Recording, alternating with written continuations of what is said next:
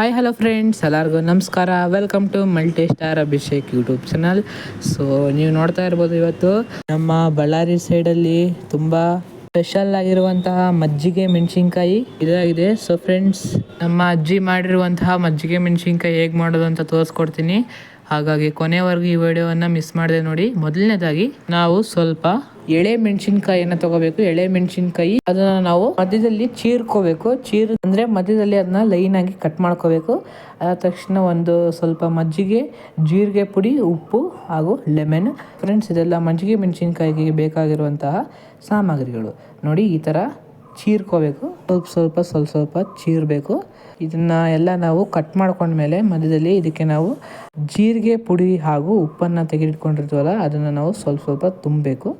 So ನೋಡಿ ಈ ಥರ ಅದನ್ನು ನಾವು ಓಪನ್ ಮಾಡಿ ಅದಕ್ಕೆ ನಾವು ನೀಟಾಗಿ ಜೀರಿಗೆ ಪುಡಿನ ತುಂಬಬೇಕು. ಸೊ ಜೀರಿಗೆ ಪುಡಿನ ತುಂಬಿದಾಗ ಅದು ಖಾರನೆಲ್ಲ ಕಡಿಮೆ ಮಾಡುತ್ತೆ. ಅದ್ರ ಜೊತೆಗೆ ಮಜ್ಜಿಗೆ ಹಾಕಿರ್ತೀವಲ್ಲ, ಅವಾಗ ಇನ್ನೂ ಖಾರ ಕಡಿಮೆ ಆಗುತ್ತೆ. ನೋಡಿ, ಈ ಥರ ನಾವು ಪುಡಿಯನ್ನು ತುಂಬ್ಕೋಬೇಕು. ನೋಡಿ, ಅದಕ್ಕೆ ಎಷ್ಟು ಬೇಕೋ ಅಷ್ಟು ತುಂಬ್ಕೋಬೇಕು, ಜಾಸ್ತಿನೂ ತುಂಬಬಾರ್ದು. ನೋಡಿ, ಈ ಥರ ಸ್ವಲ್ಪ ಓಪನ್ ಮಾಡಿಕೊಂಡು ಮಧ್ಯದಲ್ಲಿಂದ ತುಂಬಬೇಕು. ಸೊ ಫ್ರೆಂಡ್ಸ್, ಈ ಥರ ಮೆಣಸಿನ್ಕಾಯಿಗೆ ನಾವು ಜೀರಿಗೆ ಪುಡಿಯನ್ನು ತುಂಬ್ಕೊಂಡ್ಮೇಲೆ ಅದನ್ನು ನಾವು ಒಂದು ಬೌಲಲ್ಲಿ ಹಾಕಬೇಕು. ಬೌಲಲ್ಲಿ ಹಾಕಿ ಅದಕ್ಕೆ ನಾವು ನಿಂಬೆಹಣ್ಣಿನ ರಸವನ್ನು ಹಿಂಡ್ಕೋಬೇಕು. ಫುಲ್ಲು ಹುಳಿ ಆಗೋವರೆಗೂ ಹಿಂಡ್ಕೋಬಾರ್ದು. ಅದಕ್ಕೆ ರಸ ಎಷ್ಟು ಬೇಕೋ ಅಷ್ಟು ನಮಗೆ ನೋಡಿಕೊಂಡು ಹಿಂಡ್ಕೋಬೇಕು. ಸೊ ನೋಡಿ ಫ್ರೆಂಡ್ಸ್, ಈ ಥರ ಮೆಣಸಿನ್ಕಾಯಿಗೆ ರಸನೆಲ್ಲ ಹಿಂಡ್ಕೊಂಡ್ಮೇಲೆ ಅದನ್ನ ನಾವು ನೀಟಾಗಿ ಮಿಕ್ಸ್ ಮಾಡಬೇಕು. ಸೊ ನೋಡಿ, ಈ ಥರ ಎತ್ತೆತ್ತು ಹಾಕಿದ್ರೆ ಅದು ಚೆನ್ನಾಗಿ ಸ್ಪ್ರೆಡ್ ಆಗುತ್ತೆ. ಅದಾದ ತಕ್ಷಣ ಅದಕ್ಕೆ ನಾವು ಮಜ್ಜಿಗೆ ಹಾಕೋಬೇಕು. ಇದ್ರ ಹೆಸರೇ ಮಜ್ಜಿಗೆ ಮೆಣಸಿನ್ಕಾಯಿ ಅಲ್ವಾ, ಅದಕ್ಕೆ ನಾವು ಇದಕ್ಕೆ ಮಜ್ಜಿಗೆ ಹಾಕೋಬೇಕು. ಸೊ ನೋಡಿ, ಇದನ್ನ ಹಾಕ್ಕೊಂಡು ಇದನ್ನ ನಾವೆಲ್ಲ ಕಲ್ಸ್ಕೊಂಡು ಇಟ್ಬಿಟ್ಟು ಇದನ್ನ ನಾವು ಮುಚ್ಚಿಟ್ಬಿಟ್ರೆ ಇದು ಮಜ್ಜಿಗೆನೆಲ್ಲ ಹೀರ್ಕೊಳ್ಳುತ್ತೆ. ನೋಡಿ, ಈ ಥರ ಎಲ್ಲ ಮಿಕ್ಸ್ ಮಾಡಿಬಿಟ್ಟು ಇದನ್ನ ನಾವು ಮುಚ್ಚಿಡಬೇಕು. ಸೊ ನೋಡಿ ಫ್ರೆಂಡ್ಸ್, ಒಂದಿನ ಬಿಸಿಲಲ್ಲಿ ಇಟ್ಟಿದ್ದಕ್ಕೆ ಈ ಥರ ಆಯಿತು.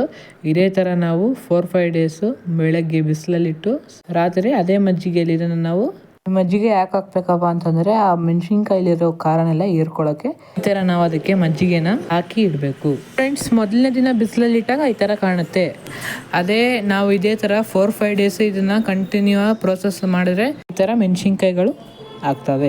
ನೋಡ್ತಾ ಇರ್ಬೋದು ನೀವು, ಎಷ್ಟು ಚೆನ್ನಾಗಿದೆ. ಇದನ್ನ ನಾವು ಸ್ಟೋರ್ ಮಾಡಿಕೊಂಡು ಯಾವಾಗಾದ್ರು ಊಟದ ಜೊತೆಗೆ ಇದನ್ನ ನಾವು ಕ್ರಿಸ್ಪಿಯಾಗಿರೋ ಮೆಣಸಿನ್ಕಾಯಿ, ಖಾರ ಮೆಣಸಿನ್ಕಾಯಿ ತಿನ್ನೋಕ್ಕಾಗಲ್ಲ ಅಂದರೆ ಇದನ್ನು ನಾವು ಫ್ರೈ ಮಾಡಿಕೊಂಡು ತಿನ್ಬೋದು. ಸೊ ಇದು ಜಾಸ್ತಿ ಎಣ್ಣೆನೂ ಸಹ ಹಿಡಿಯಲ್ಲ.